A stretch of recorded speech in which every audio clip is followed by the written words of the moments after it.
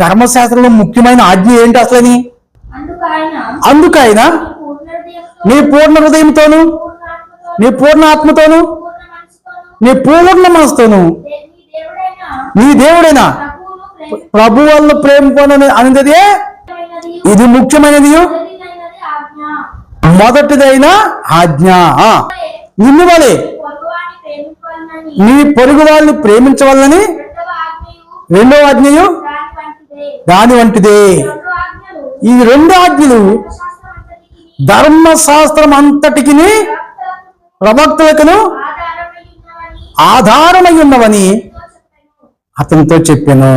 ముందు ఎన్ని ఆజ్ఞలు ఉండి? 10 ఆజ్ఞలు. అవునా? ధర్మశాస్త్రం అంతటికి కూడా ఈ 2 ఆజ్ఞలే. నిన్ను వలె నీ పొరుగు వారిని ప్రేమించమనేది రెండో ఆజ్ఞ.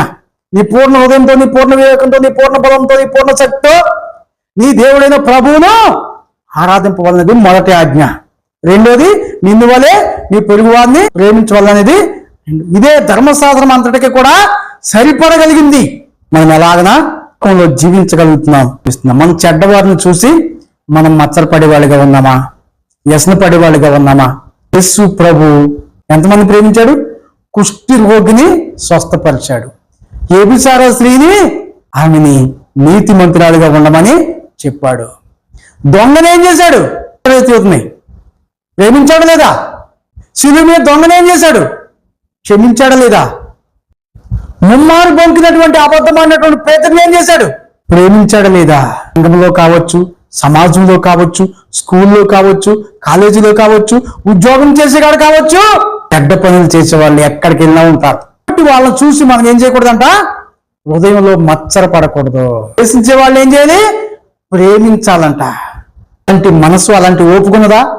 అందుకే అపోస్తలుడైన పౌలు చెప్తున్నాడు, ఏం అధికారం ఇవ్వబడింది, ఆ అధికారాన్ని మేము ఆడుకోవట్లేదు కానీ సువార్తకు ఆటంకం అయిపోతుందేమని మేము అందరినీ సహిస్తున్నామని చెప్తున్నాడు. మనం సహించేవాడుగా ఉంటేనే మనం ప్రభు రాజ్యంలో ఉండగలం. క్రీస్తు ప్రభు వారు చెడ్డవారి మీద, మంచివారి మీద సూర్యుడిని ఉదయింపు చేస్తున్నాడు, తన వరసాన్ని కురిపిస్తున్నాడు. లేకపోతే పంట ఎక్కడ వస్తుంది? ప్రజలు ఎక్కడ బతుకుతారు? మంచి వాళ్ళ మీదే సూర్యుని ఉదయింపు చేశాడు అనుకోండి, చెడ్డవాళ్ళకి ఏముంటది? చీకటే. ఇంకా మంచి వాళ్ళకి వర్షం ఇచ్చాడు అనుకోండి, చెడ్డవాళ్ళు ఇంకుంటారా? ఉండరు. అందుకని ఏం తోటలో ఏం పండు పెట్టాడు? మంచి చెడ్డ తెలుగునిచ్చు వృక్ష ఫలము తిన్నాం. కాబట్టి ఈ సమాజంలో ఉన్నటువంటి ప్రజలు ఈ గుణగాణాలన్నీ కలిగి ఉంటారు. మంచివారు ఉంటారు, చెడ్డవారు ఉంటారు, తెలుగు గలవారు కూడా ఉంటారు. నమ్మినటువంటి వారు, వాక్యాన్ని ఎరిగినటువంటి వాళ్ళు.